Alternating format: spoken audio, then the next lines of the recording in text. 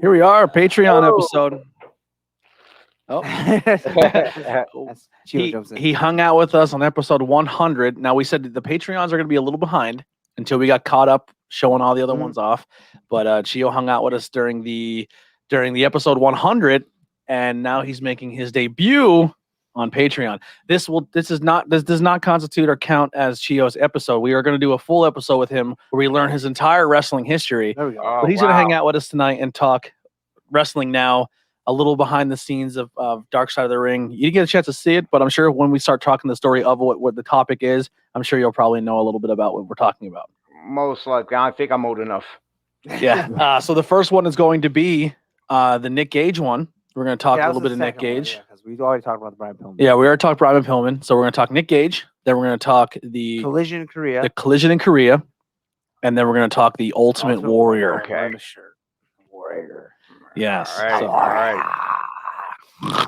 And you're like, why would you do a podcast based on this TV show? Because we fucking love the show. Hey, for last season they had a show that came on Vice where they talked about kind of like The Talking Dead. Yeah. It's like After Dark Side of the Ring or something like that. Yeah, I think it's done very, very well. It's definitely inspired us to get away from reviewing reviewing weekly TV Mhm. and just saying, let's find these old topics and talk about them. And they don't always have to be dark. No. You know what I mean?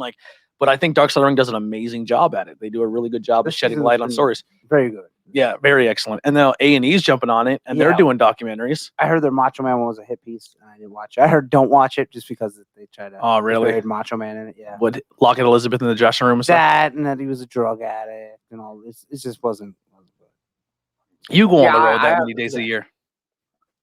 I have to say about that Macho Man. Like he's not here to defend himself. So like Andy said, it could be a hit piece. Some stuff could be, true. We don't know. We wasn't there, but like I said, he's not here to counter anybody else's comments. Yeah. Yeah. Well, before we get into all that, Chio, why don't you tell us some of your plugs here? You said you got your podcast going. Where can people check out your stuff?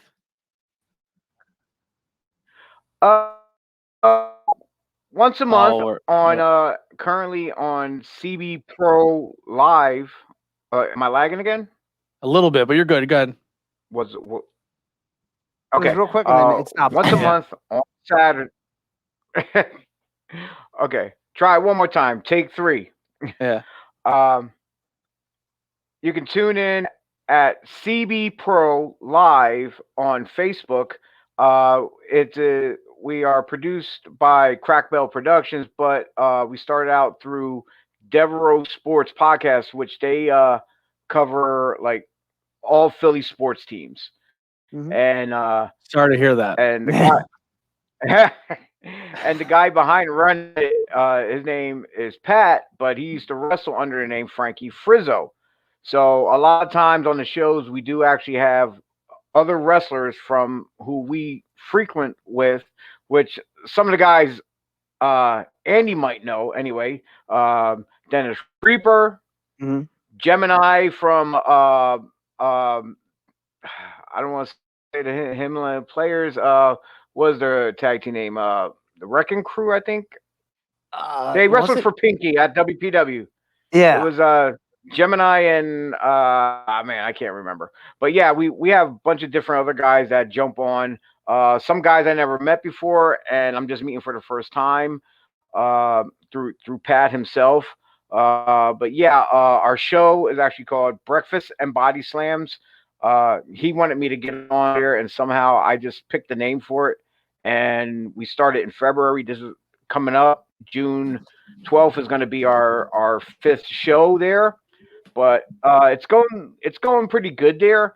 And I want to branch out and do more. So I figured, why not? I'm going to do the home cast. So if anybody wants to follow us and try to catch one of our shows or catch one of our old shows, you can check out Breakfast and Body Slams on Facebook.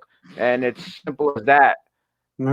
Anytime you guys go live, feel free to share it in the Tornado Tag community page. We always welcome other content creators to share their stuff on there. I believe on my last test post. I think I did it earlier today. I actually name dropped you as well. Oh, appreciate that, man. We're Yeah, really we're trying, hitting that. yeah. We just hit our 3rd year mark, so we're grinding. We're doing some stuff. Well, we just congratulations. like the page. They have 180 likes now. Nah, we got you. Breakfast and Body Slams. I'm gonna follow it real quick as well. Yeah. So, like I said, we're gonna definitely have you back on to talk more of your background story and everything like that. But I always try to keep interviews and everything when the full team is here. I don't want someone to miss out on something. But we'll definitely have you back to do that. We put you over on the episode. Actually, I'm already following it.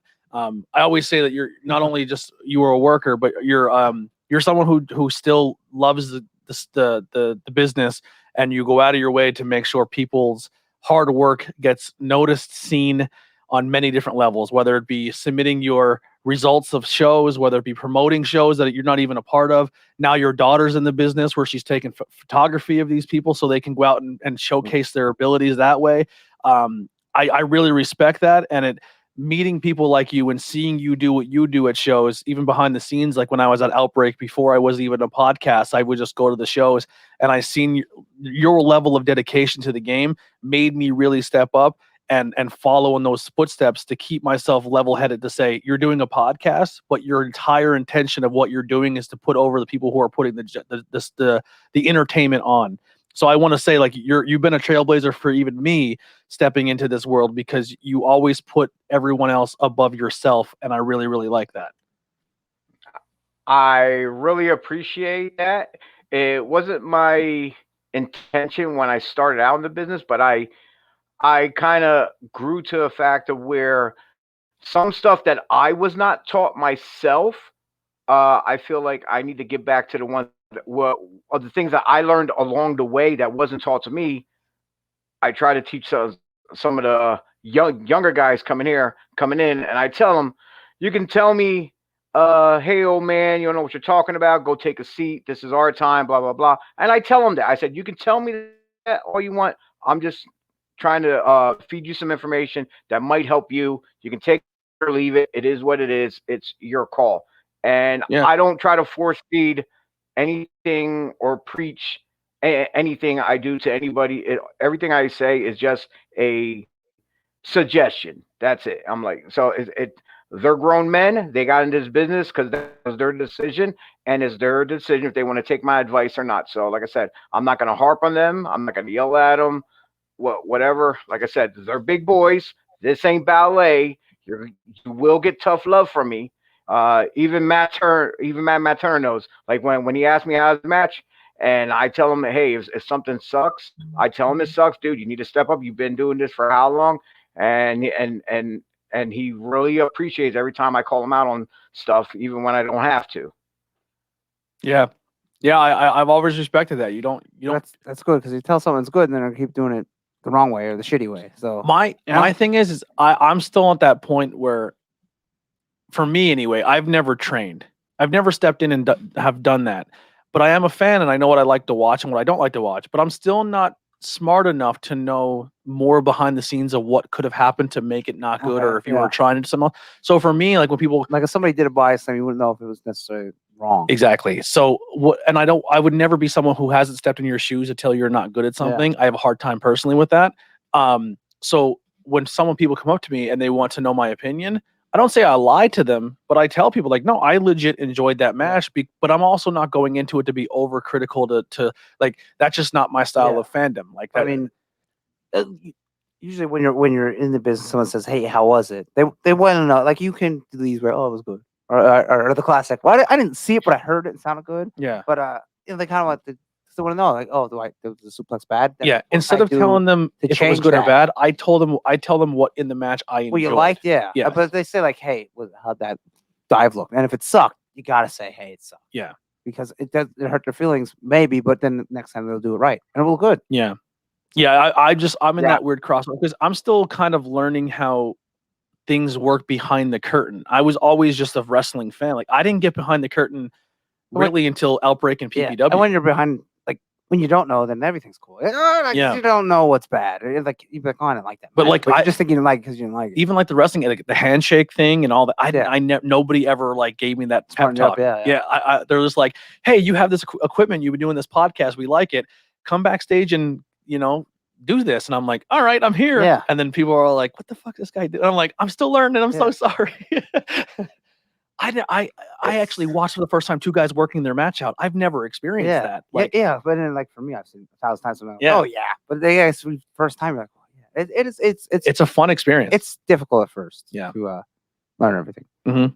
And going back to that, you've always been very, like, even before I was the guy behind the curtain, you've always been super welcoming and giving me compliments on the show and everything like that. And I really, really appreciate it. And like I said, the way you attack the business is something I look at. I always say that you and Phil Stamper are very high on my list of people who I really respect in the business because of the way your love for the business. You've been around it so long, you still have that love to put everyone else over and really showcase good talent.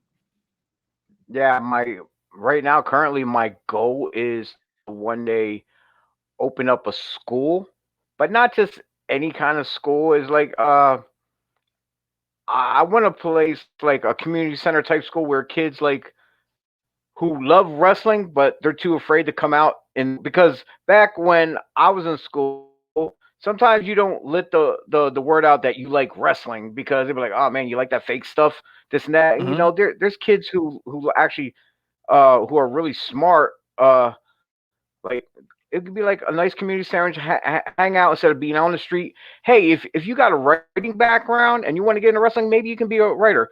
Come write a script for our show. If you got a photography background, come down, take pictures, use it for your portfolio for your school. Same thing with video and graphics. You can come down and do all that stuff for our show and use it back at your own school for get grades off our production. Yeah. So it helps them. It'll help them to get a foot in the door of a live event to do and taking it back to their teachers and showing them, hey, look what I did the weekend or whatever. Can I get a grade for this? Can I use this as part of my project or whatever? And I would like to do that though. It's like it's one hand washing the other. You're keeping them off the street too, and hopefully they'll help progress the wrestling business instead of us keeping certain people out. There's some people you got to latch onto because not only do you might need them, but they actually might need you as well. Yeah, that's what I'm learning now. Like I said, I've been doing this podcast now for 3 years, and people are like, "What are you using your setup?" I said, "I have a camera, a laptop, a mixing board, and microphones." They're like, "Hey, can you record hard cam and we use your soundboard so we can record commentary?" I'm like, I guess so. And then next thing I know, I'm putting a whole show together using my equipment, and I just help put content out. And I was like, I didn't know it was like that's the avenue I would ever even be in this wrestling. And I just thought we were going to be guys in my kitchen talking to a guy who's in the business about podcasting. And here we are 3 years later, and I'm helping putting productions together. It's wild. Even if you've never had ambitions to ever step in between the ropes and be a worker, how you're saying there is many things that you can do that can help if you elevate this business. Love wrestling, want to be involved somehow, you don't have to wrestle. You can do lots of stuff. Yeah, it's a fun thing. But let's get into our first thing here is the Nick Gage. Let's start with you here, Jay. What is your thoughts on the deathmatch wrestling? And you've probably met Nick Gage, right? I don't know. No, I have personally not met Nick Gage ever. I seen videos, I heard stories, but as far as the deathmatch stuff goes, I am not a fan of it whatsoever. I'm like, okay, the hardcore stuff, like when ECW, when it was violent, but it wasn't like this deathmatch stuff though. Type of violence.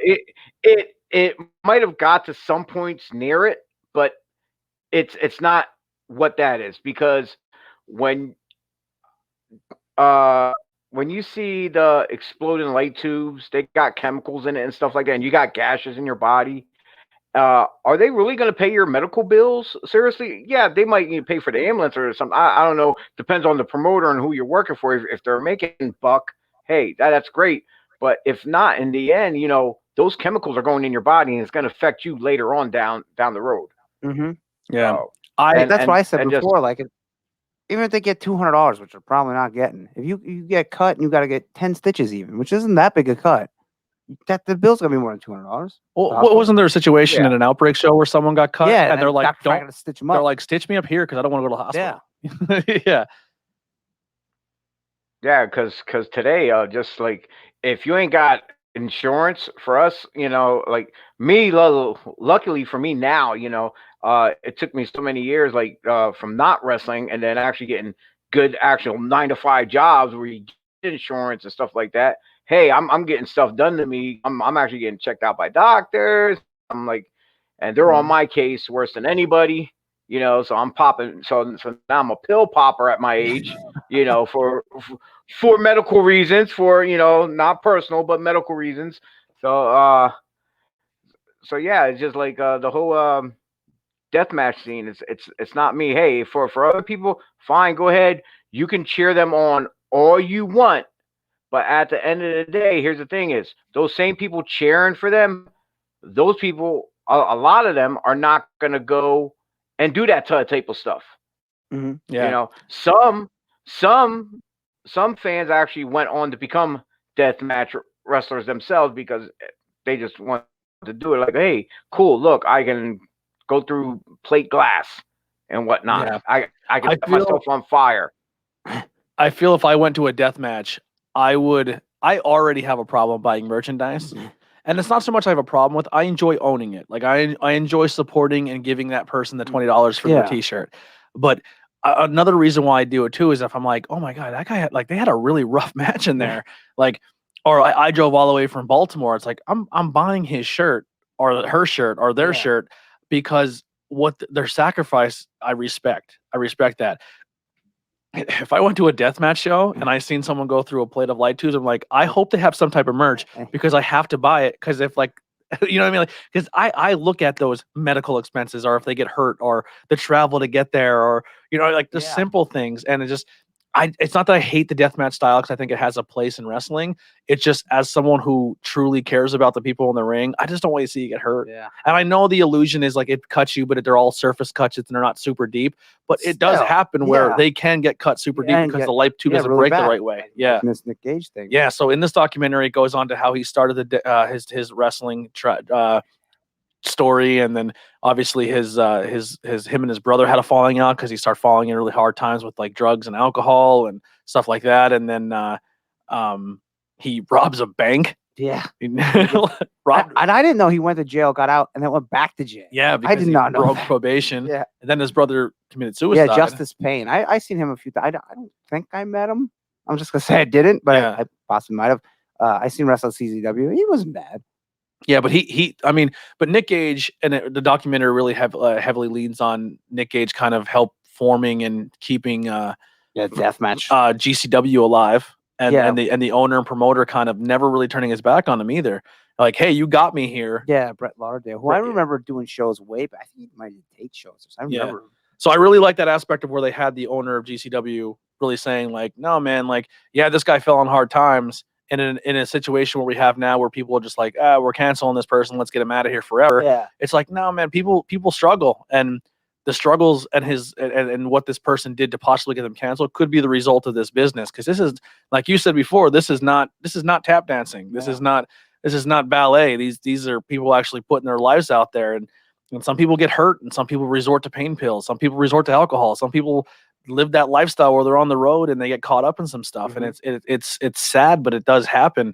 But so this guy was like, listen, man, I know you fell on some hard times. I'm not going to turn my back on you, which really in my eyes, gives me a lot of respect for GCW as a company and him as an owner. Just like really like, cause he could have been like any other owner, like, cool, man. Thanks for, I think I would have cut bait. Yeah. Thanks for 2 months ago when you went through a light tube and cut your ribs open so bad that you had to get light flighted out of the arena. Yeah. Now you're in jail. Go fuck yourself. Yeah. You know what I mean? He's like, no, man, like you went through some stuff. I'm gonna stick through with it. And Nick Gage seemed to bounce back better than ever. And I never understood the appeal with Nick Gage. I'm not a deathmatch fan either, but like there's a connection with the fans there. There is. They love him. Like Moxley said, I think Vince would kill for something like that. Maybe not, but I see what he was getting at. Yeah, he's like John. He's like the deathmatch John Cena. He does have a connection, so I guess if you like that, that's funny.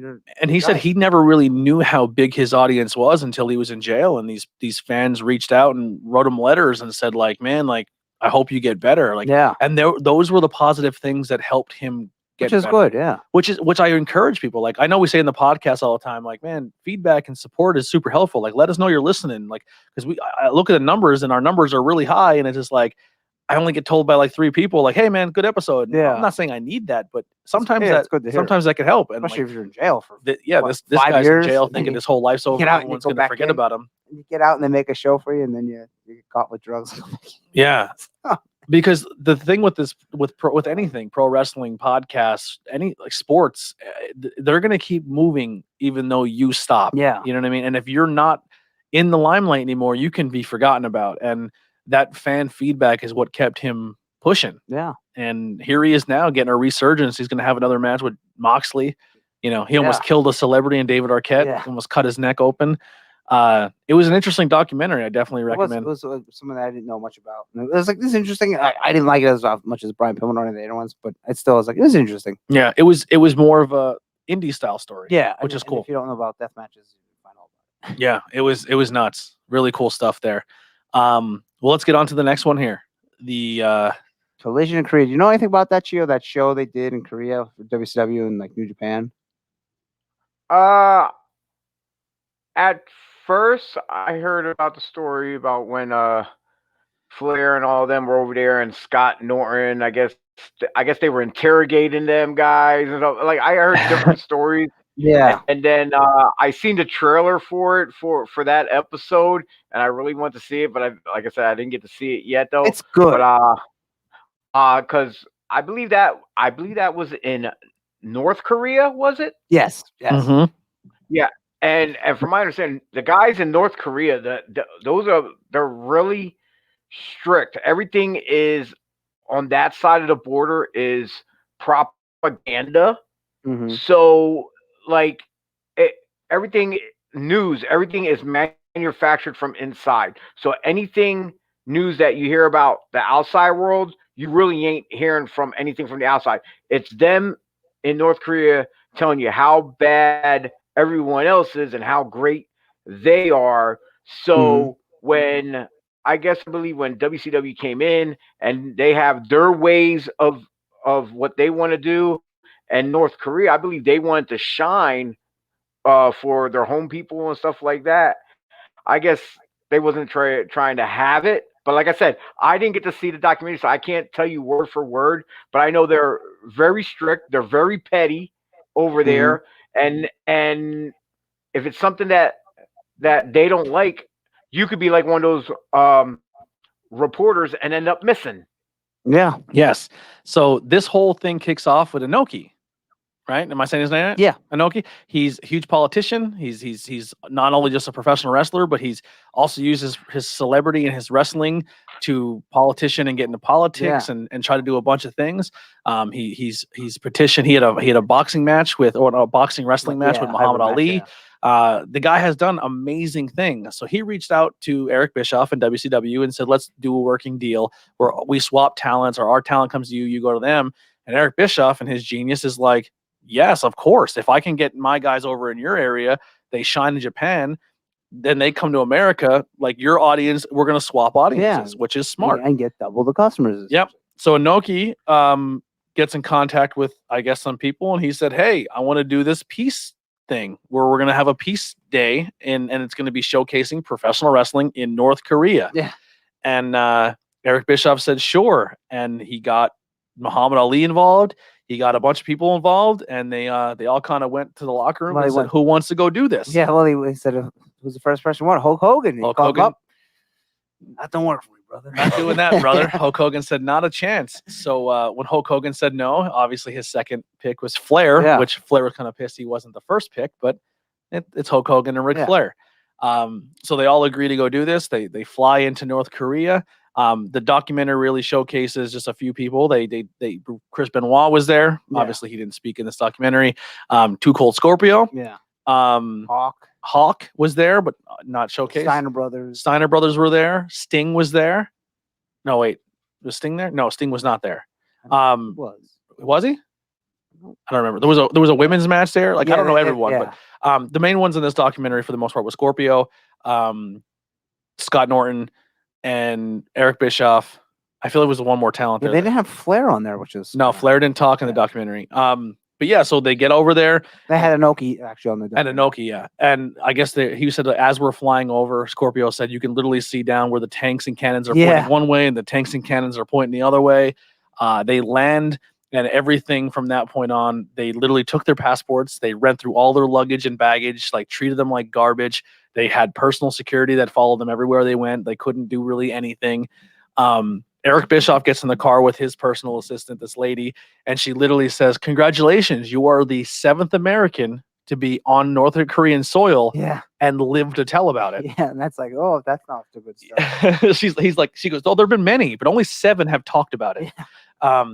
So how you said, very propaganda. So the first thing they have to do when they get there, they ship them to this statue of one of their fallen leaders. Yeah, and they have to go give flowers to it. And they have to go give flowers. So it looks like the Americans and the Japanese are coming to. Oh, who was the manager that was in the documentary? Sonny Ono. Yes. Oh, yes. Sonny Ono. So all these people have to go up and praise this statue as if they're and so happy to be. And then all of the interviews, Flair said, "We're be honored to be here," and everything was like, because their whole shtick in North Korea is they're telling how Chio was saying that the rest of the world is awful and they're all evil. The enemy. Yeah. And they're all evil entities, especially the Japanese, because Japanese occupied Korea for a long time. And the Japanese army was not the most kind army back in the day. They were very ruthless. So they have a bad taste in their mouth of the Japanese, and the Japanese are kind of the ones setting this up, and then the Americans are involved. So it looks as if when you go into their country, you're the one bending the knee to them. Yeah, they are the superior, and that's just the way they said they liked Inoki because his trainer was actually Korean. Yeah, he had a Korean trainer by the Yakuza. Yep.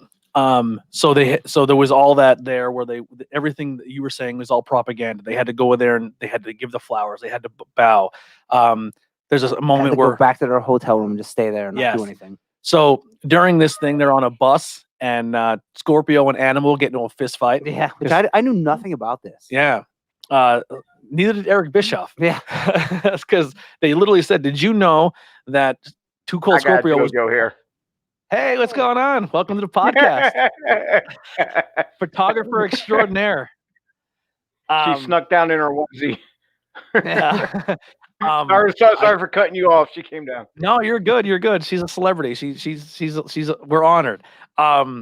So Scorpio, I guess, had some beef with Flair and had some beef with some other people in the locker room. And I guess they said, "Where's Flair at?" And he goes, "Fuck him. Tell him to get his own bus." Yeah. And then Hawk turned around, or Animal turned around and said, "What did you say that for?" Or was it Hawk? Hawk said, Yeah. "What are you saying that for?" And he goes, "I don't know if you heard what I said, but did you not understand where I said he can go fuck himself or when I called him a pussy?" Yeah. So then they get into a fist fight in the bus. And the whole time this is going on, like Scorpio's like, "I have to get him." And so they fought like 2 or 3 times on this trip. And the Japanese broke it up.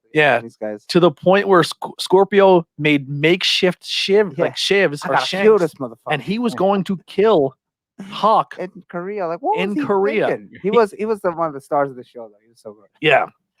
And it all got dissolved. It never happened. If only Hawk was alive to tell his side. And then Scott Norton got in trouble because he finally had an opportunity to call his wife, and his wife's like, I haven't talked to you in a week. What is going on with you? Like, he goes, "I can't do anything here. Like, we're on complete strict lockdown."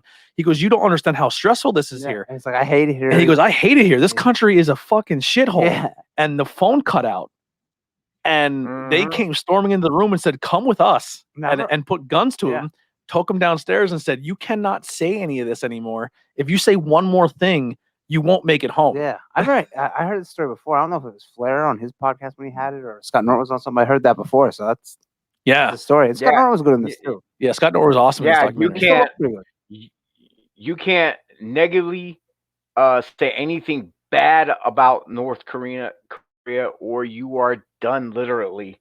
Seriously. Yeah. And so like as soon as you said that part about the phone clicking, I knew what was going on. They're on the other end. They're listening to every word that's going on for anything like it. Like if he's feeding her information about North Korea, "Oh, you are a spy." Oh man, he probably would have got shot if they would have thought he was a spy. Yeah. So the day of the show, 2 days. It's a 2-day show. Yeah. The first day, they all said, whatever you've seen on a Super Bowl halftime show pales in comparison to what North Korea put on that day. 170,000. He's like, this is a great show. And he's like, oh, it was forced attendance. It was forced. I think they said 300. Yeah, it was super high. It was like a super high number. It blew WrestleMania, any WrestleMania out of the water. And I guess they're like, oh, people are really into this. And they're like, no, they were forced to be here. If they didn't show up, they were in trouble. And they said it was so hard to wrestle because they're all quiet. Well, that type of stuff, what they do, like what you just said, they were forced. It's like, let's say a leader passes away, they all gotta like literally cry and like pray, like they really like these people probably hate the guy, but they gotta show so much pity that they love them, was the great, and they're crying. Otherwise, something will happen to them, to the people themselves. Yeah. So basically, you gotta cry over someone who you literally hate, basically. Yeah, it's insane. And they can't even talk about if they're being oppressed because they'll get in trouble for it. But I think when I heard the documentary, like supposedly like their leader is like a god to them. Yeah. Like he's like they think he has special powers and stuff. Like he's like Santa Claus, or he's always listening. Like the king. Yes. Like no, but he on a supernatural level. Like they're afraid to talk negatively because they always think they're being hurt. Well, then they see people just get shot. Yeah. So actually the day before the show, Bischoff wakes up early and goes for a jog and didn't tell nobody. And he said he was jogging. It was like early in the morning and the sun just started rising. And all of a sudden it was a ghost town and all these people start walking around. And then he starts running down the street and people are fleeing from him like he's a monster. They said they'd never seen a white person before. Everything on their TV is Korean people. Well, they'd never seen a white person. And what they do know of Americans is that we're so evil and angry and they'll kill you. So they were like women and children and men were running away from Eric Bischoff. Eric Bischoff with his mullet just running down the street. And I guess when he got back to the room, he did kill WCW. He gets back to this room and they're like, why did you do that? He goes, I went for a jog. I didn't realize like I couldn't go for a run. They're like, you're in North, like none of this clicked. Scott Norton said, he goes, you think back in the day we lived that wrestling lifestyle? He goes, we learned very, very quickly that shit came to a halt when we landed. Like they tried to play pool. They got in trouble playing pool because the ball hit came off the table. They took all the ball. Like you just sit in your room and wrestle and go home. Yeah. So the day of the show, very, very packed, did really, really well. For the most part, no one really gave a shit that they were watching wrestling until the main event, Inoki and Flair.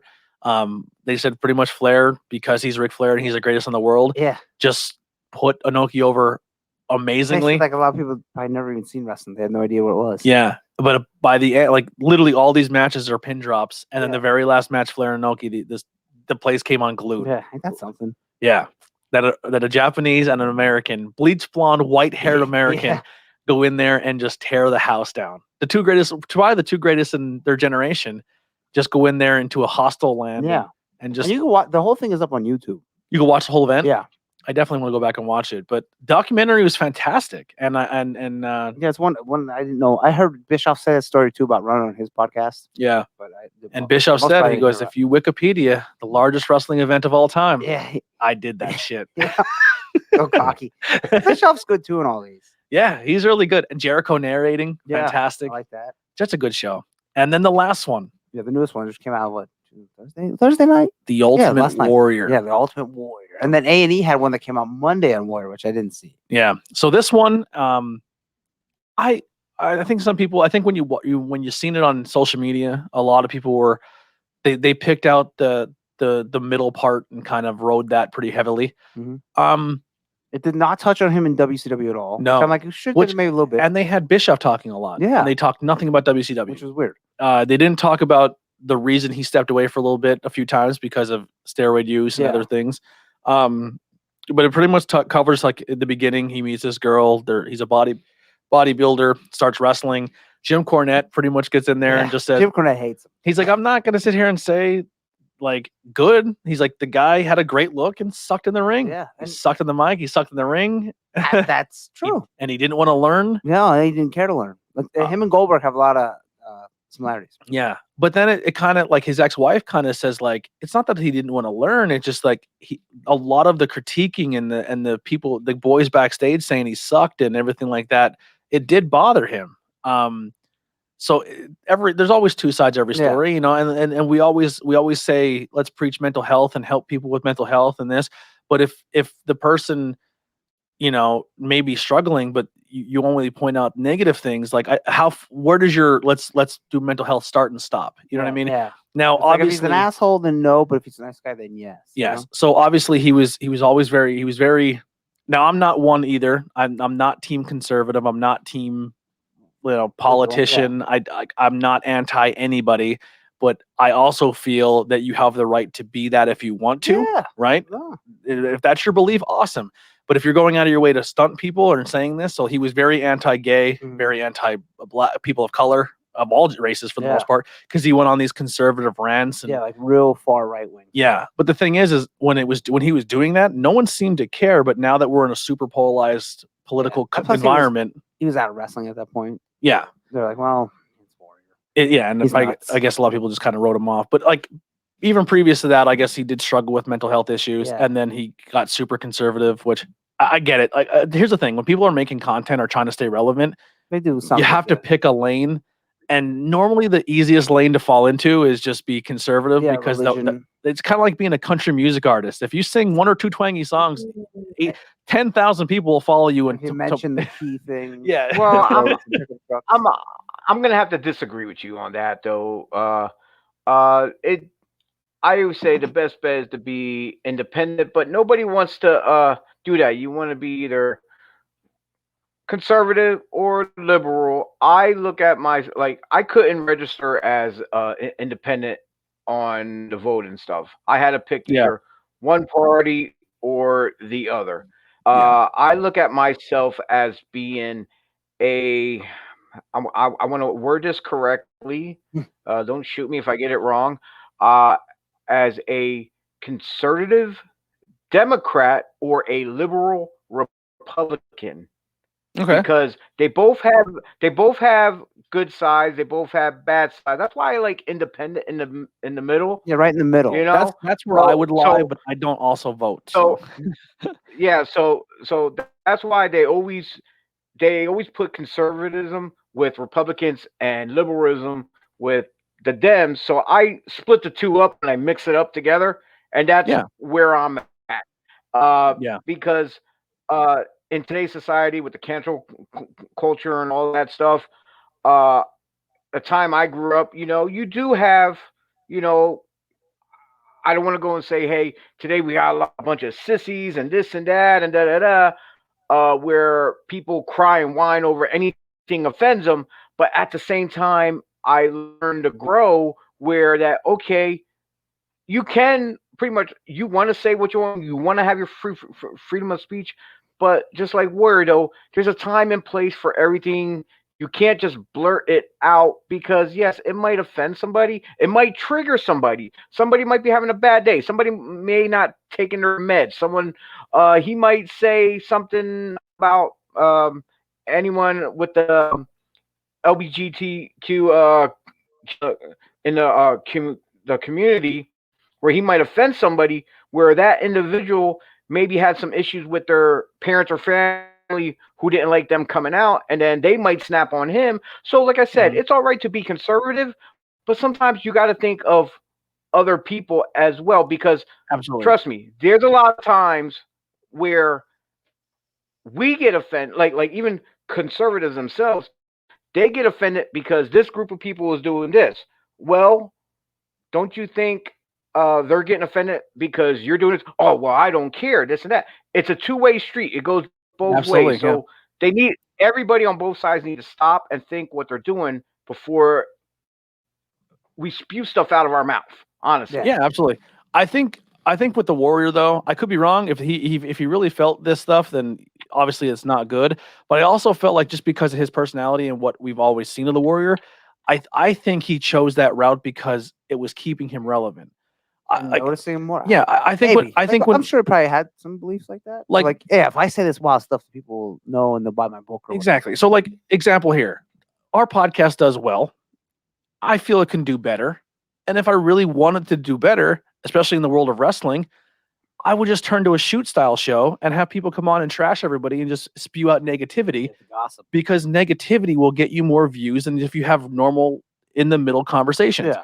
If I wanted if I wanted to be huge, I'll jump off my roof on toys and say woot woot before I do it. Yeah. Like, there's an easy route you can take to get popular, but it's not always being yourself. Yeah. You know, and I think especially now in a really polarized political community, I think you have to be an extreme one or the other, because that's people gravitate to the extremism, Yeah, because it's it's like either one watching or a two. car Yeah, accident yeah. where the people in the middle are kind of like, you need to pick a side. It's like, no, I don't. Yeah. You know what I mean? Like, You know.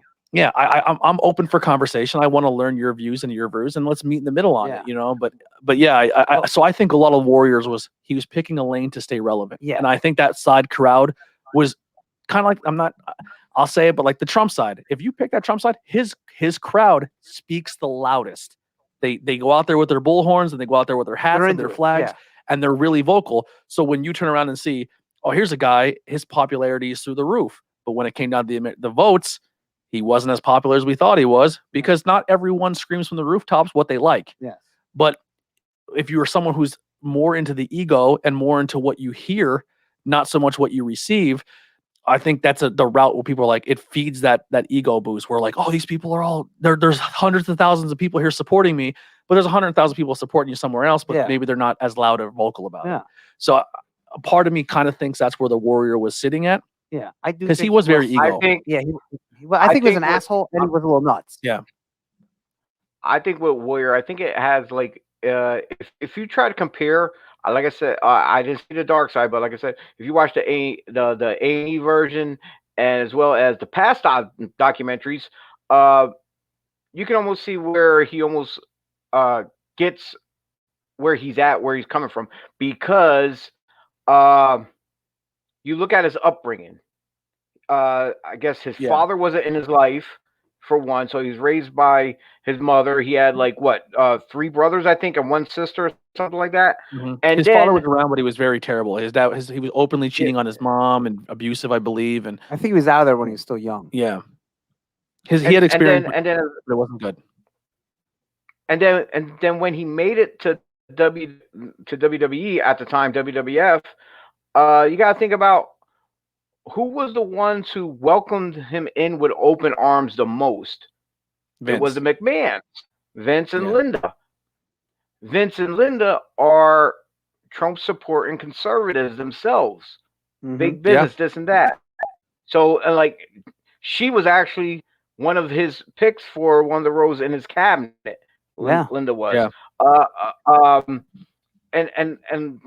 And just in general, like with all the stuff going on in the world, with what happened with the whole double impeachment and the whole thing that happened on January 6th, this and that, there was an outcry in the wrestling world about, hey, have him removed from the Hall of Fame. But you think Vince will do that? No, because that's his buddy.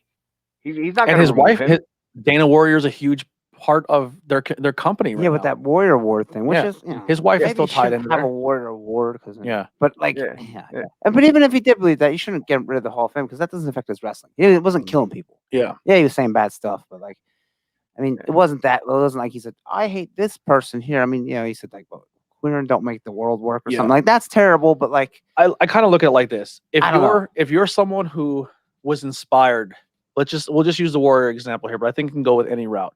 If someone, if when you were a kid, when Hulk Hogan told you, be a good person, eat your vitamins, drink your eat your vitamins, drink your milk, say your prayers, and be a good person. If you took that positivity and you actually made a good go of it of your life, and Hogan was your positive influence, John Cena, he that worked. And then you turn to a 30-year-old adult, and now you find out Hulk Hogan's possibly racist. Does that erase the positive he did for you? No. I mean. Sure, like maybe you should step back and be like, oh man, maybe my hero wasn't who I thought he was, but he got you through a lot of your life being a positive influence before you even knew that negative spin. Yeah. So do you just like cancel everything you did your entire life being a positive human? Like the Warrior was a motivational speaker as well. He helped people get in shape. There's a lot of things he did to inspire people. So like we made the joke like, oh, Andy's wearing a shirt, he's going to get canceled. But maybe the Warrior did something for somebody to say like, I still support him. I don't agree with his views on gay marriage or people of color, but this message he put out for me inspired me to be a better person. I still love you as the LGBT. I still love you as a person of color. And I understand that maybe he didn't, but this one thing he did for me helped me become a better person. Yeah, I see. You know what I mean? What we all got behind was Warrior the character, not Warrior the man. So it's like for it hurts a lot of a lot of these documentaries is like we see our heroes, they're on a pedestal of who we grew up watching, who we cheered for, who we booed, but they were our characters, they were our Marvel, they were our DC, they were our characters in the wrestling world. But then when you peel all that back and you see the man behind, you see all whatever negative stuff, whatever trauma they gone through, whatever demons they go through, it it's almost a shot in the heart to each and every one of us once in a while. If like damn, I really okay, we love, but we gotta stop and think. We love the character what he played, just like in movies. There's a lot of actors out there where we love their characters, that superhero character, whoever it is. But then you got what they do outside of there. Hey, he smacked his wife around. He did this. He did that. He did drugs. Whatever. But you still love the character itself. So that's one thing fans should not let go of. We should embrace the character, what we grew up on, our childhood, embrace it and stuff like Bill Cosby. Okay, I'm just gonna throw it out there. It has nothing to do with wrestling. Just like him, a lot of us love the Cosby Show, Dr. Huxtable, great guy, Family Guy, Fat Albert, whatever. We love that, and then all this stuff comes out about him years later, and it's like, man. But you stop and you think, okay, don't think about all that negative stuff of the man behind. It's the character who we loved, of what they portrayed. Now listen, Bill Cosby did something bad. He got prosecuted. He got put in jail for doing those bad things. But once again, so we're not going to forget. I'm not still rephrasing what you said, but not so much forget what he did. Understand that he wasn't always a good person, but the values he taught during the Cosby Show. And no one said, let's go back and delete all the episodes of Cosby Show. Let's get rid of Fat Albert. No. So it's a weird. It's a tough situation to go. I don't want to come off as I'm being insensitive, saying that this guy was anti-LGBT, because I'm very pro-LGBT. Like I would consider myself an ally. But so I don't want to say because I'm giving the Warrior a pass here that I'm not anti anything. Like I don't agree with Warrior said, but I'm just looking at the Warrior as how we're saying here, as a character, as a guy who, as a character, he was awesome. Yeah. Who is this? I mean, I'm gonna be completely honest. Growing up, I was never a Warrior. I'm not saying I wasn't a Warrior fan, and I've said this in the podcast past. Warrior and Hogan never did it for me. But when you watch the match, you're like, who is it? It was compelling. When his music hit and he ran down. The music was awesome. That was one best thing. He really lucked out with getting awesome music. Yeah. But yeah, he couldn't wrestle. But for the most part, that was a documentary. If you go back and watch his matches, he would hit the ropes wrong. He would lock up wrong, and simple things that that's just not. He wouldn't slam people right. Yeah, he would jump on their head. He hurt Bobby Heenan. He would just hurt because he didn't care. Yeah. And it's that's like they said in the documentary too, you gotta take care of the person that's in there. If you don't take care of the person, then get the fuck out of there. Yeah. And you know who was also like that a lot in the beginning, which was they were still stiff. It was the Road Warriors in the beginning. Yeah. Them two just go out there and just manhandle anybody. They were the exact same way. They just beat the piss out of people. But then Steiners like that too. Yeah. I figure as time goes on, they learn their lesson, because then they're in there against other guys who just won't take their shit. I'm sorry. Am I allowed to curse here? Yeah, absolutely. I've okay. Cursed 4 times. I was trying to watch myself. No, you're good. This is tornado attack, baby. Let them fly. Yeah. So they go out there, and just like Warrior, he's gonna get in there with someone who can work, and he's not gonna take a shit, and he's gonna deliver those same potatoes that he gave them. He's gonna get his receipt back, and Warrior is only as good as you watch him against the jobbers, like how Andy said. He didn't care, throw him, this, that, pound him. But when he's in there, guys with like Rick Rude, he was a straight up badass, Rick Rude. Yeah. And just other guys who've been around the business who can really go. And he was just Cornette spoke on that.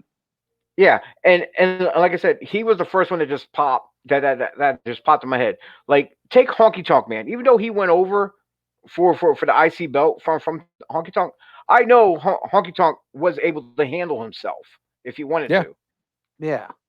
Yeah, Cornette And even they said, he always goes, Rick he- Rude could. Cornette said, he goes, Perfect. he wasn't amazing in the ring, but when you take the biggest superstars in the world that can actually put on great matches make and you tell look them better, yeah. and tell them to just pretty much lay down, of course, Ultimate Warriors are like the greatest thing in the world. Yeah. You know, he goes, but you can that train can only go so long. Yeah, that's what the same thing with Goldberg. Like at a certain point, like okay, all these guys are making it look good, but then now he has to take the ball and look good, and like, Yeah. it goes past a certain That minute, whole you're like, time that this you're is not good. getting pushed over, you have to then do the work to get better yourself. Yeah. And he If just you don't never get better, did. then like Warrior and Goldberg could have been much bigger stars and made more money, but they just didn't care. Yeah, and then the documentary ends with his Hall of Fame, and then where he did go up and apologize to Yeah. Jake the Snake and a few other And people. Jake said he was going to beat the shit out of him. Yeah, Jake said I was looking for him the quarters. whole night to beat the hell out of him, and right before I had a chance to get to him, he tapped me on the shoulder and said I apologize for who I was. I never knew that they had a world title plan for Jake. He was going to beat Warrior and win the belt. Like that, I thought would have been awesome. Yeah, so at SummerSlam, Jake was supposed to go over and beat the Warrior, but that night is the night Warrior hit the curtain. Yeah, Who was he even chasing? Before that, it was Warrior. I forget. I forget who he was wrestling. Somebody else. We get the next program was Jake. It's going to set up Jake was going to beat him for the belt. Yeah. So going into it, but there was the show was Warrior was chasing someone through the curtain with a chair. Slaughter? Was it Slaughter? I forget. The way they Yeah, shot it but- in the documentary was beautiful because the way they shot it was they showed the actual footage of Warrior coming through and then shot the recreation Yeah, coming out. through. And I guess Vince turned around and says, "Hey, you're fucking fired." Yeah. And then he looked When he over. made all the demands. I want as much money as Hogan. I want that. And that's when he was really out of his mind. Yeah, and Vince fired him. Jim Cornette read the firing letter too on the documentary, and Jake the Snake was the best in the documentary. He goes, I was about to be the world champion and make all the money in the world and be amazing. Yeah. And Vince looked at me and goes, "One of the most talented people I locker, but you are the most unlucky son of a bitch I've ever met in my life." he's like, I was about to be world champion, and this asshole ruined it. And the wife had a good line. She's like, "That's when Jim Hellwig left and the Warrior came home," and she started crying. Yeah, because he was low in his mind. Yep. I think he did have mental health problems. Obviously, I mean, his ex-wife had a great line too. She goes, "When your husband's on the road, you don't have to worry about all the people who want to have sex with your husband. You have to worry about the lady who wants to take over your life." Yeah, and that happened to her. Yeah, and what was I gonna say? The something about the line. There was another good line. I Well, while he's thinking about whatever he's trying to figure out, do you honestly really can see Jake Roberts at that time in that era as world champion? Because I can't. I like not until Brett got the title. Mm-hmm. I didn't think I would see anyone of that size, like slim wise. I at the time I'm always looking for the big guys, like Savage, Warrior, Hogan, all the big guys and stuff. But I could not picture Jake being the world champion at that time. He wasn't a babyface though, was he? He was a heel. I think heel Jake the Snake, where he could have used the snake to keep the title, I think would have been interesting. I don't know. I could kind of see him, but yeah, they want the real jacked up guy. It was Hogan. And Jake was tall, but he was like, Hogan, Savage, and Hogan, Savage, and Brett. Hogan, Savage, and Warrior were your champions. Yeah, and then he would. I mean, the Hogan would go up against like Earthquake and Andre and stuff. So. Well, speaking of Andre, you have your Andre back there, on your shirt and also behind you in your cage. Oh yeah. Yeah, in the cage. Andre was a legendary person who gave Warrior a receipt. That story that they say in the Self-Destruction of the Warrior DVD, which even if that's a hit piece was designed, I'm like, that's a fantastic DVD. Yeah. It's so good. When he's talking about running, coming 50 and he miles just an hour. stuck his fist out. Here comes Warrior 60 miles an hour. Here he comes 110 miles an hour. Puts his fist out, runs it in, says he'll learn. Oh, no, he said he's learning. Yeah, he's learning. Have you watched the Andre documentary on A&E? Oh my God! It was HBO, and I did see it. I think it's the same, ain't it? Yeah, HBO. The HBO one was. I don't know if they did one on A&E, but I didn't see that one. I seen the one they did on HBO. No, it was HBO. My bad. Yeah, that HBO one was. I heard it was really good. I didn't see it. I got emotional twice. Wow. Like I almost cried because when they're like, you think Andre was this larger than life person, which he was, and you thought the world and the life would be so easy, but this is a man who was not built, or the world was not ready for someone like him. Like he flew and traveled all around the country, but didn't have a car that was fit for him. He was in planes that couldn't work for him. Like when he would be on airplanes.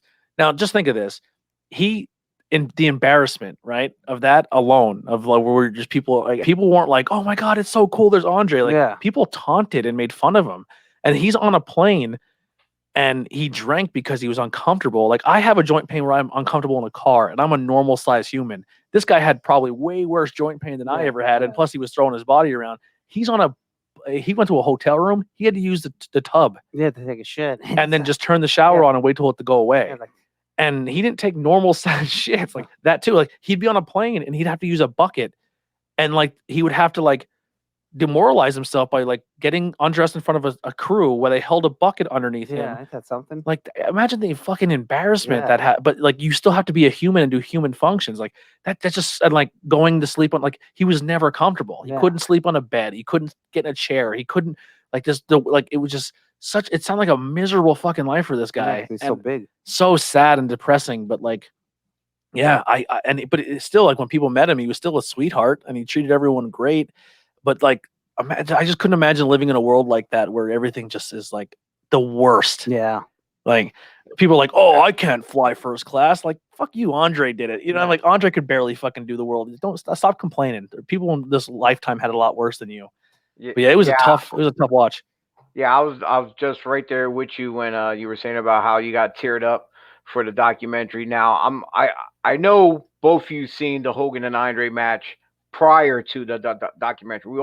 We all seen it. Now after watching the documentary and all his health stuff, did you go back and watch the Andre Hogan match? Like literally watch it really slow and analyze it? I have not, but I couldn't imagine. And that's why he could really to the ring in the car. Yeah. Seriously, if you have to rewatch the documentary one more time, do so. But watch the Hogan and Andre match and everything they talked about. Watch Andre in there, and like it makes you feel so bad to watch him in this match, like because everything you just learned, his health and everything going on, the way he's moving around because of his size and this and that, and then for him being in the shape that he's just letting Hogan slam him. In general, all that weight of your own body weight crashing down, even though, we padding, and at the time back then, I believe it was still spring rings and not flex beams. But still, for a guy your size. You say padding like it's a good thing. It's this. Yeah. Well, to each his own. Of course, a lot of people don't like our padding in our ring because like we got that gym padding. Yeah. So they're like, oh, it's stiff. Teddy Hart. But yeah, he's doing great now. Oh yeah. So yeah, you gotta go back and rewatch that match and take in what you already saw in the documentary and put that to that match and analyze it, and you'll like even that match there. After I seen it again, I was almost ready to bawl and cry because of seeing the pain that what he's going through. Yeah. Jake was excellent in that documentary too, because he's like, dude, I was with like they always put me with Andre. Yeah. And we became really close friends, and it's like, dude, the fucking guy, like it was tough. He's like the one story he told her, he's like, we were driving in a van for like 300 miles, and I gave this guy 3 6-packs, and I had maybe half a 6-pack, and I'm like, where's the beer? He's like, drink it all. He goes, this guy, he goes, I had to get out and piss 3 times. This guy didn't get up to pee once. He's like, but like, yeah, it was crazy. But that's pretty much it for the Dark Side of the Ring. We covered a lot of our nudes and stuff in the main episode. I think the next one is speaking of Jake Robertson, Grizzly Smith, and about Jake Robertson, Rockin' Robin. That's a guy that's crazy. And, Sam Houston. He's still alive to tell the story. Yeah. Yeah. Well, Grizzly Smith is dead, but I mean, yeah, Jake Robertson, Rockin' Robin's still alive. I don't know if Sam Houston's still alive. Wasn't Jake's sister? Yeah, right. That's Rockin' Robin. Rockin' Robin? Yeah. And she's gonna be at Hamburg, right? Yeah. That's crazy. That's nuts. By the way, that Hamburg Fieldhouse, man, that's shaping up to be a day. Yeah, I really. Here's the thing, though. I really don't have anything to do with the whole Legends part of it. I'm more just the setup part for the wrestling aspect, making sure everything's in where it should be. So it's like We're I'm making on a sign that says if Andy's not champ, we're rioting. Yeah. Like the John Cena. If Cena wins, we Yeah, riot. for RVD. Yeah. Wait, is Andy? Are you on that show? Yes. Oh, He's- okay. He's the before pandemic. He's, Yeah, he's I'm the number one He's contender. the so number I one don't- contender. You would think Like- it would be me and Like, Cortez. I'm not honestly, letting Outbreak forget. I can't even tell you who's wrestling for Outbreak anymore right now because, like I said, I haven't been to any of their. Like I've been to some tapings, but they keep bringing in different guys, and Yeah. so And they- I don't know who's who, anymore right now. I would have to get a whole list of new music. Yeah, they for- didn't announce any matches for the show yet or anything. So here's the thing I have to pick your brain about. Uh-oh. I'm slowly, because I have equipment and people know I have equipment, I'm being asked to do things here and there. And one of the duties I've been getting tasked with is helping record commentary and possibly doing sound for shows. So I may be pulling up a chair next to you at one of these shows here and picking your ear and learning how to do some things. Okay. Yeah. Well, commentary wise, it's pretty much almost like A podcast. Yeah. well, it depends on what you plug into. If you're just recording this audio and then overlapping it with the sound, that's one thing. Or unless you're tying into the hard cam or something like that, so Yeah. you record it on the video. Mhm. You can go a couple different routes. Then you got people who are using the man, was it the what's it called? The recording. GoPro Wrestling uses the stuff. I can't think. You know what I'm talking about, Andy, because John Salinas, he has the sling, I believe it's called. Okay. Yeah. Yeah.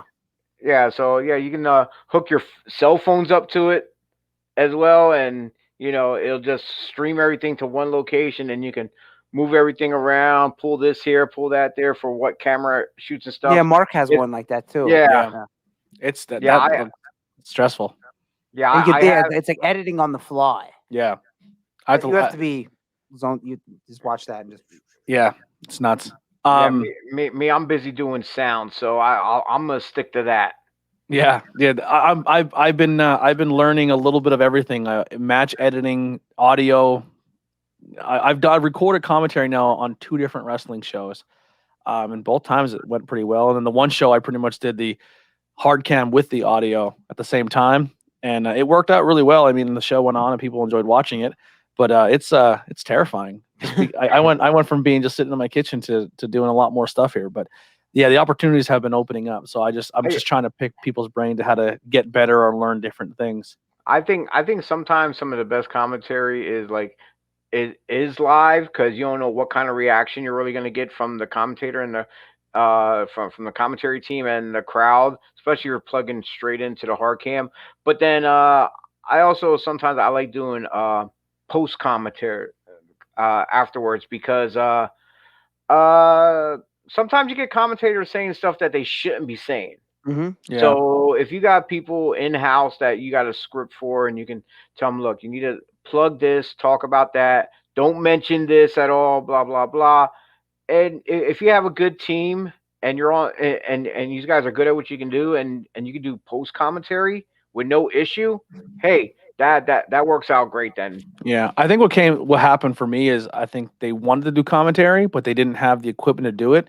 And then like every time I go to a wrestling show, I literally pack up all of my stuff that you see here. Plus, I have a whole more stuff that I don't use. I have like 3 or 4 different setups, and I bring everything. And they're like, "Man, we'd really love to do commentary." I'm like, "I have microphones and a board.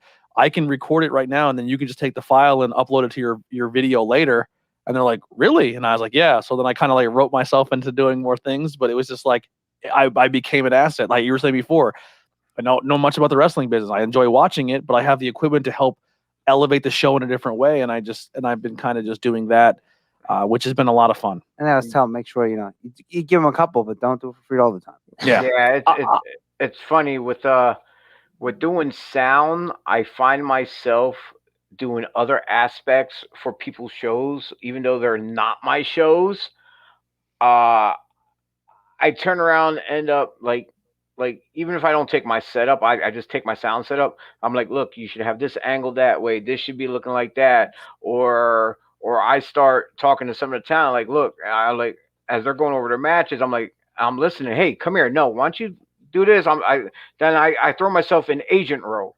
It sometimes on shows where like, oh, I don't know what to do. This guy didn't show up. Well, yo, this guy showed up over here, and I know him. He works so and so show, and I'm plugging other guys to get on shows, which that happens quite often where Mm-hmm.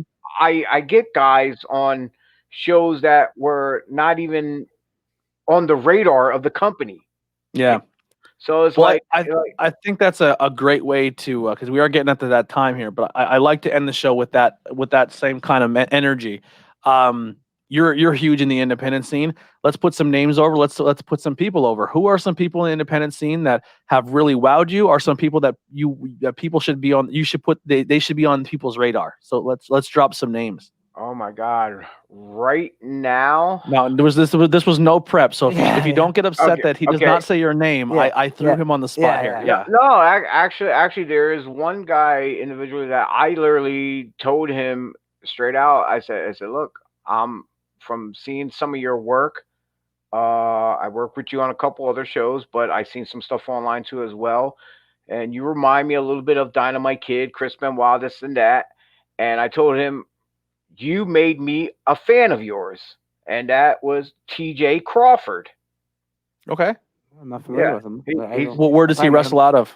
a lot of stuff he does is over in the New Jersey area. I worked with him over at just recently with Pro Wrestling Magic. He didn't work that night, but he was there when I was talking to him because he got injured. Pro Wrestling Magic, is that the one where Erica Lee? Yes. That is a great championship belt. That Pro Wrestling Magic title she has, it's beautiful. He worked for what other one was it? I think it was Jersey's got an awesome scene. I'm gonna say VNS, VXS, violence and Oh yeah, I seen that and suffering. Yeah, that's it. Violence and suffering, and I think I want to say Invictus Pro. Invictus Pro too. Also, I believe he worked for, and I think he went down to Florida for Tony Deppin's Beer House thing. He did. Yeah, he worked that too. I believe cool. too. Yeah, I have to rewatch that. Yeah, so he actually made me a fan of his. You know, just nice. From watching him work, because the whole like when he shoots up and you see that like that rage, like it reminds you of like Davey Richards, like you know, you getting psyched up, like I'm like, oh, and you're watching, I'm like, all right, cool, I can get behind this guy. Yeah. Any other names you want to put out there? Yes, a guy who's fairly new, I think maybe about a year or so. He might have been longer, I'm not sure, but I just met him like within a year. Out in he trained at he's training right now at Super Crazy Pro Wrestling at the Skid Row Academy, New Jersey. Tony Batista. Batista. Yeah, I watched this kid like a lot of his matches and stuff, and then I'm like, there's something about him that makes me think of Young Rock when he first came in, the blue chipper, like the blue chipper type. He's tall, he's a pretty boy and stuff like that too, but he's arrogant. So he's like the Rock when he turned heel, somewhat. Okay, nice. But yeah, he reminds me of that Rock then, you know. And like you know whose personality reminds me of that? Darius Carter. Oh, okay. With that I haven't really seen him. That Rock personality, like I'm better than you and I know it type deal. What's his name in AEW? Ricky Starks. Ricky Starks, yeah. Ricky Starks is fantastic. Mm-hmm. Yeah. Yeah, and that's just like off the top of my head for singles and a tag team. That's fine. Like for women, oh my God, there's countless of females that come out of Damian Adams School in New Jersey. It's Team Adams, I think Team Adams Wrestling Academy, I believe it's called. But a lot of his girls go to AEW and NXT to wrestle. Yeah. That Jersey that was a Titan. They do some fun stuff. Like I really want to experience a Titan show. They do, and they have a whole women's thing where they just do only women's shows. That's a Titan Goddess or something. Yeah. I'm really excited. Like once this all clears up, Titan's definitely a show that I want to go check out in the Jersey area. Isn't it different, Gio, from like 10 years ago? the women's wrestling, even on the indie scene? Like, Everything is totally big time different. Yeah. Seriously. when I got in, it was like, oh, there's so and so, and they wrestle each other because they're the only two girls. Yeah. Like, And What- and to be honest, there's still promoters out there who think the old school way, where they don't want women on their show. There are guys out there who do not want to Yeah. book women matches at all, and I think I find that horrible, because there's a Yeah, lot and of some of these women, some of the talented people in this women's division now are just work better some than guys. yeah, so good. And I get that it used to be like, oh, well, they're booking her because she looks good and she sucks. But like, and then it was, hey, they're just booking her just because she's female. But now that they're actually good. Yeah. So I mean, I was someone who was against women's wrestling for the longest time, but also my women's wrestling growing up was divas just divas Yeah. or bra and panty matches. rolling around the ring. But there was a handful of people that were on the women that were on the roster that I was like, I really like, but unfortunately they're just not in the right time. Like I loved Lita, I loved Victoria, Jackie, the she had the big boobs. Yeah, They're yeah, always Jackie, falling out, but she was Miss good in the Texas ring. there was- Yeah, she was fantastic in the ring. Like, you knew when there was women back then who were just on the same level as some of the Yeah. guys.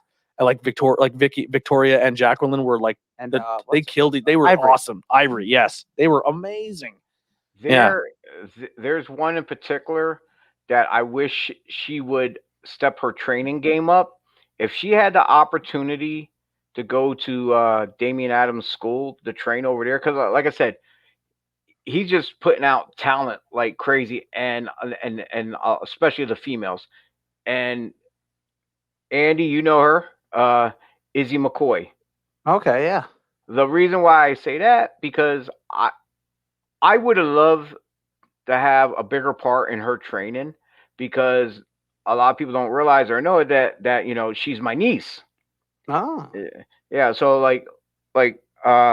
I'm a little shocked myself because of well, no, not because of that, just the fact of you hear about all these wrestling families out there, and when I started to stop and think about the people in my family who actually got into wrestling, I'm like, damn, I actually got a wrestling family, because she's my niece. Vince Bono, yeah. that's my cousin.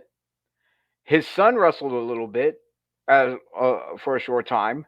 Oh, I didn't know that. I have a cousin on my father's side who sent me pictures of him wrestling in Puerto Rico, which wow. he's retired.